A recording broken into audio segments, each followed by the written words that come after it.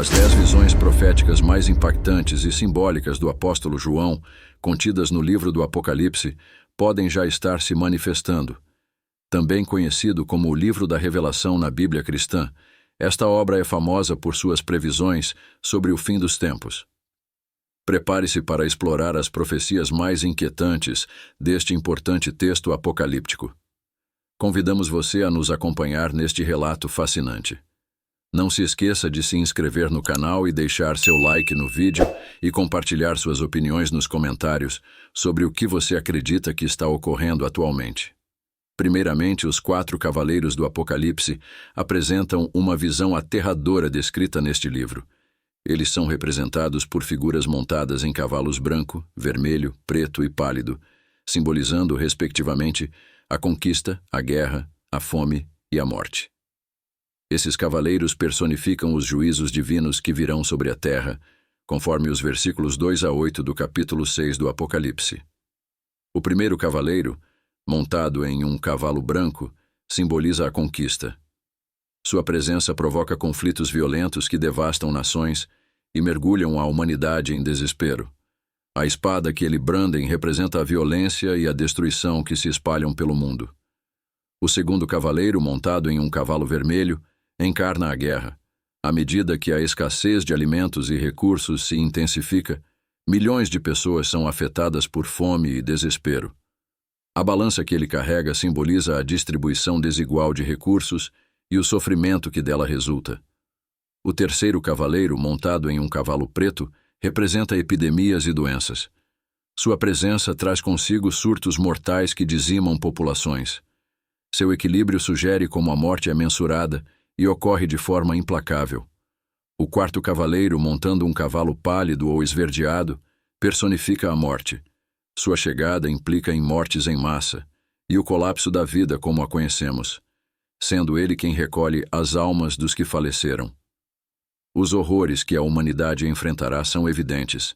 Eventos atuais, como os conflitos em Israel, na faixa de Gaza e entre Rússia e Ucrânia, refletem os temas abordados nas Escrituras sobre os cavaleiros do Apocalipse.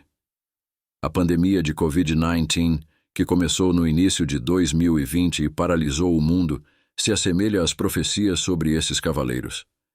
Em segundo lugar, a grande tribulação é apresentada como um período de sofrimento sem igual que afetará a humanidade. Revela a magnitude e a intensidade do sofrimento que será desencadeado no fim dos tempos. Esse será um tempo de provações extremas, com calamidades, perseguições e desafios imensos. No entanto, há esperança mesmo em meio a esse sofrimento. Aqueles que mantêm a fé em Deus e são redimidos pelo sangue de Jesus encontrarão salvação e paz em meio ao caos. No livro de Mateus, capítulo 24, versículos 21 e 22, Jesus menciona este período de aflição sem precedentes. Porque então haverá grande tribulação, como nunca houve desde o princípio do mundo até agora, nem jamais haverá. E se aqueles dias não fossem abreviados, ninguém seria salvo. Mas, devido aos escolhidos, aqueles dias serão encurtados. No livro do Apocalipse, capítulo 7, versículo 14, há uma referência aos que passaram por essa grande tribulação. E eu disse, Senhor, tu sabes. E ele me respondeu, estes são os que saíram da grande tribulação e lavaram suas vestes, tornando-as brancas no sangue do Cordeiro. Este versículo oferece uma mensagem de esperança e redenção para aqueles que permanecem fiéis em tempos de dificuldade e sofrimento. Um exemplo atual de tribulação são as igrejas perseguidas em várias partes do mundo. Essas comunidades enfrentam situações que refletem aspectos da grande tribulação. Em terceiro lugar, as 7 taças da ira de Deus representam juízos divinos sobre a humanidade pecadora e uma série de castigos descritos no Apocalipse. Essas taças são derramadas por 7 anjos sobre a terra, como parte dos eventos finais que antecedem o fim dos tempos e o julgamento final. No capítulo 16, versículos 1 a 17 de Apocalipse, lemos: Então ouvi uma voz alta vinda do santuário, dizendo aos 7 anjos, Vão e derramem sobre a terra as 7 taças da ira de Deus. O primeiro anjo foi e derramou sua taça sobre a terra, causando feridas terríveis nos que tinham a marca da besta e adoraram sua imagem. Cada taça traz consigo uma praga ou desastre específico que gera sofrimento à humanidade. Por exemplo, a segunda e a terceira taça transformam mares e rios em sangue, resultando na morte de criaturas marinhas e na poluição da água. A quarta taça provoca queimaduras intensas e calor excessivo, causando dor devido à exposição ao sol. A quinta taça traz escuridão ao trono da besta, simbolizando a queda espiritual do mal. A sexta taça, descrita em Apocalipse capítulos 16, versículos 12 a 16, menciona o secamento do rio Eufrates para preparar o caminho para os reis do Oriente. A sétima taça resulta em relâmpagos, trovões e terremotos. No entanto, o livro do Apocalipse também revela que aqueles que se arrependerem e se voltarem para Deus poderão escapar da ira que está por vir no dia do julgamento. Quarto ponto. A marca da besta é um símbolo de lealdade ao anticristo e representa a condenação eterna. No capítulo 13 do Apocalipse, versículos 16 e 17, lemos que ele fez com que todos, pequenos e grandes, ricos e pobres, livres e escravos, recebessem uma marca na mão direita ou na testa, para que ninguém pudesse comprar ou vender, exceto quem tivesse a marca, o nome da besta ou o número do seu nome. Este verso enfatiza a imposição da marca como um requisito para transações comerciais e controle. Além disso, em Apocalipse, capítulo 14, versículos 9 e 10, está escrito: Se alguém adorar a besta e sua imagem e receber a marca em sua testa ou mão, também beberá do vinho da ira de Deus, que foi derramado sem mistura no cálice da sua ira, e será atormentado com fogo e enxofre diante dos santos anjos e do Cordeiro. Este versículo ressalta as severas consequências espirituais para aqueles que escolhem adorar a besta e aceitar sua marca, afastando-se do caminho de Deus.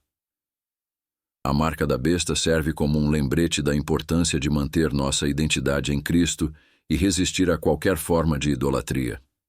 Por último, a besta e o falso profeta são duas figuras centrais no Apocalipse que surgem como agentes do mal durante o julgamento final. A besta é retratada como um ser poderoso e opressor que busca dominar a humanidade. Ela é identificada pelo número 666, que simboliza corrupção e oposição a Deus, conforme mencionado em Apocalipse capítulo 13, versículo 18. Aqui está a sabedoria.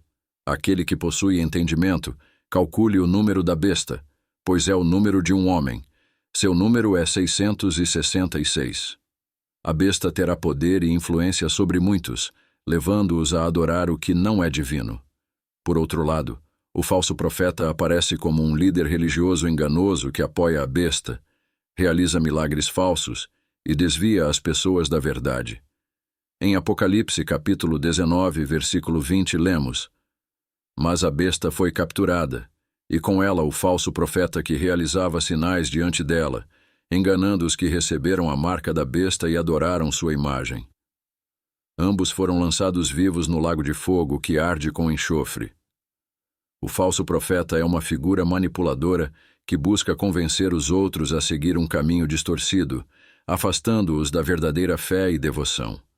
Essas figuras simbolizam forças espirituais malignas, que, conforme os escritos, serão derrotadas no clímax apocalíptico, levando à vitória final do bem sobre o mal. Sexto ponto. A Batalha do Armagedon é descrita nos capítulos 16 e 19. Esse evento apocalíptico possui um grande significado simbólico e espiritual, representando o confronto final entre o bem e o mal. No capítulo 16, versículo 16, é mencionado o nome Armagedon, que deriva do hebraico Har Megiddo, significando montanha de Megido. Este local, situado na antiga Palestina, esteve historicamente associado a várias batalhas. No capítulo 19, versículos 11 a 21, o apóstolo João tem uma visão da Batalha do Armagedon. Nela, Jesus Cristo é retratado montando um cavalo branco chamado Fiel e Verdadeiro.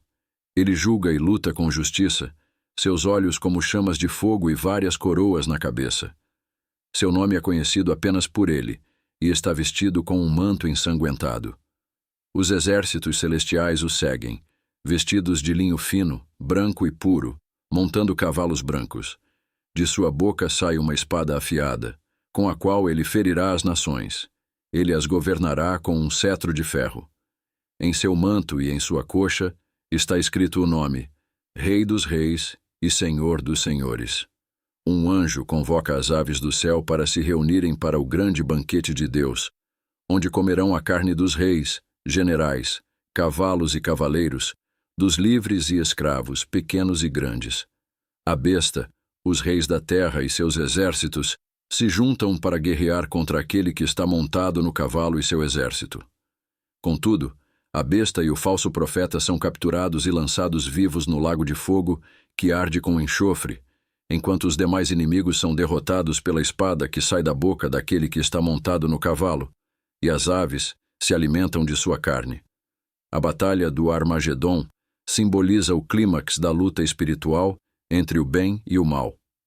É o momento em que Jesus Cristo, como Rei dos Reis e Senhor dos Senhores, derrota as forças malignas e estabelece seu reino eterno de justiça e paz. A batalha resulta na derrota dessas forças malignas e na vitória de Cristo. 7º ponto. A ressurreição celestial dos mortos, segundo as Sagradas Escrituras, é a grande esperança de todos os que creem em Jesus. No final haverá um tempo em que os mortos ressuscitarão e os salvos viverão eternamente com ele. Aqueles que estão salvos não devem temer a morte, pois sabem que serão ressuscitados para a vida eterna. A Bíblia deixa claro que a ressurreição é uma realidade, não uma metáfora. Realmente ocorrerá, e a prova disso é que Jesus ressuscitou para a vida eterna, mostrando que este é o destino de todos os que nele creem. Em 1 Coríntios, capítulo 15, versículos 21 e 22, o apóstolo Paulo nos diz: Assim como a morte entrou no mundo por meio de um homem, a ressurreição dos mortos também veio por um homem. Pois assim como todos morrem em Adão, todos serão vivificados em Cristo. Aqui, Paulo explica como a morte surgiu devido ao pecado de Adão, mas a ressurreição dos mortos é resultado da obra de Jesus Cristo. Em outras palavras, a morte é uma consequência do pecado, enquanto a vida eterna é um presente de Deus para aqueles que creem em Jesus. A ressurreição dos mortos acontecerá no final dos tempos, quando Jesus retornar. Todas as pessoas que já viveram serão ressuscitadas e julgadas por Deus. Alguns receberão punição eterna, enquanto outros terão a vida eterna. Deus avaliará cada um de acordo com suas ações durante a vida. Aqueles cujos nomes não estão no livro da vida serão lançados no lago de fogo, onde sofrerão condenação eterna, a chamada segunda morte. Na ressurreição, os salvos viverão eternamente com Deus, sem mais morte. Todos terão vida eterna diretamente de Deus. 8º ponto. A Nova Jerusalém é descrita nos capítulos 21 e 22 do Apocalipse. A Nova Jerusalém é a cidade santa que desce do céu à terra, repleta de simbolismo religioso e representando o cumprimento final do reino divino de Deus. A cidade é apresentada como uma morada celestial, símbolo da residência eterna dos justos. É descrita em grande detalhe, evidenciando sua beleza, perfeição e santidade, com grandes muros altos de jaspe e 12 portas, cada uma feita de uma única pérola. No centro, há uma ampla praça com um rio da vida fluindo e uma árvore da vida crescendo em ambos os lados do rio. A cidade brilha com a glória de Deus, não necessitando de sol ou lua, pois a glória de Deus a ilumina e o Cordeiro é sua lâmpada. A Nova Jerusalém é habitada por aqueles que foram salvos e servem a Deus dia e noite. Em Apocalipse capítulo 21, versículo 2 diz: E eu vi a cidade santa, a Nova Jerusalém, que descia do céu da parte de Deus, preparada como uma noiva adornada para o seu esposo. Esse simbolismo é profundo, representando a promessa de um novo começo, um renascimento ou um estado transformado para a humanidade e o mundo. A imagem da Nova Jerusalém é frequentemente interpretada como a promessa de um lugar celestial, ou uma futura realidade espiritual, onde os fiéis e justos viverão em comunhão com Deus. 9º ponto. As duas testemunhas. Essas figuras proféticas são apresentadas como testemunhas especiais que proclamam a verdade divina antes da vinda de Jesus Cristo. Em Apocalipse, capítulo 11, versículo 3, é dito: E darei poder às minhas duas testemunhas, e elas profetizarão por 1260 dias, vestidas de pano de saco. Essas testemunhas são descritas como duas oliveiras e dois castiçais diante do Deus da terra. Durante seu ministério, elas têm o poder de transformar água em sangue e de fechar o céu para que não chova durante os dias de sua profecia, além de ferir a terra com pragas, demonstrando a autoridade divina que lhes foi dada. Se alguém tentar machucá-las, fogo sairá de suas bocas e consumirá seus inimigos. Portanto, aqueles que tentarem causar danos a elas serão mortos.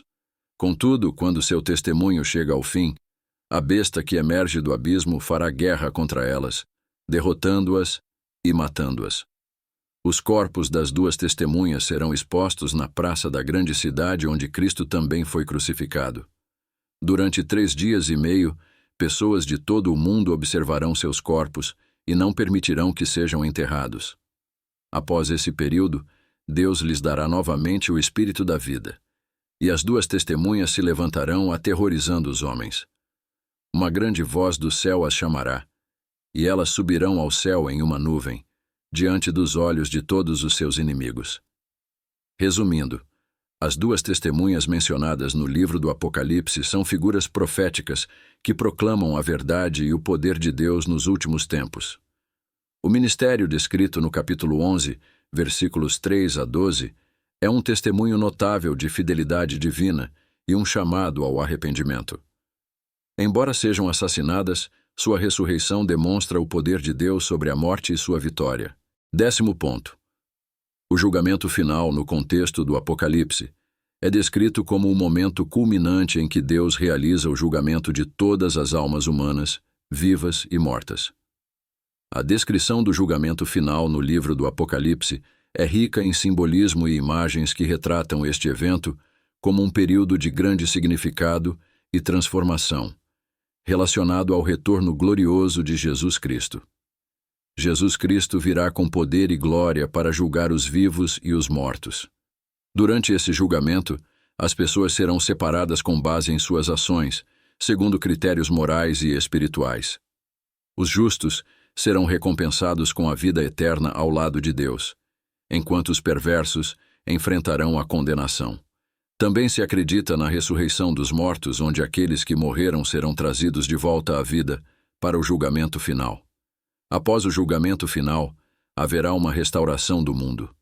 Um tempo em que céu e terra serão transformados, e Deus criará um novo céu e uma nova terra, livres do mal e da corrupção.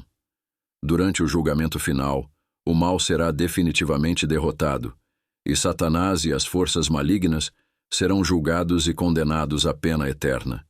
Essas visões são impactantes não apenas pela intensidade dos eventos descritos, mas também porque transmitem mensagens eternas de esperança e justiça.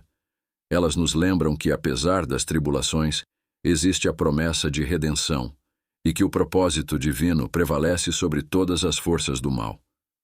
Se você gostou deste vídeo e deseja aprender mais sobre temas como este, não se esqueça de deixar um like e se inscrever no canal para não perder nenhum conteúdo. E também convido você a assistir ao próximo vídeo que está aparecendo na sua tela, onde exploramos temas de forma profunda e intrigante. Te vejo lá.